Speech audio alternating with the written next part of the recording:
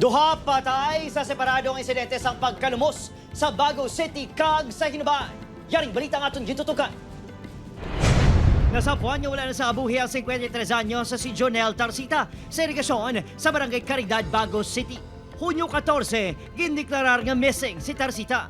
Masabi ko nung nagapaligo sa irigasyon ang biktima, sunod sa iya, mga himata. May isa man ka bata nga nakita bala nga may nagamamo na ti wala man sa kay tungod bata wala yaman to yagin mine nga nagakaway-kaway gali kay amo na to sana lumos. Nagisahan noon nga nagapangabuhi ang biktima.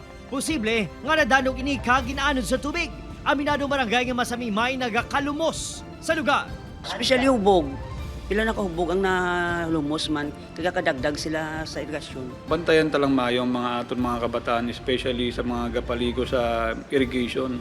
Kay kung makita ta, medyo may current gid ang tubig dira sa irrigation.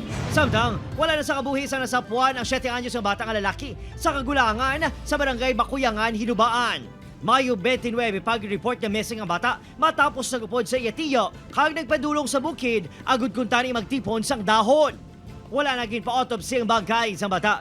Posible sino sa kapulisan nga nagtala ang bata kag nagutman. Ginibisigaran pa kung anong posible gintunaan sa kamatayon sini.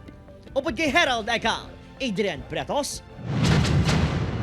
1 Western Visayas.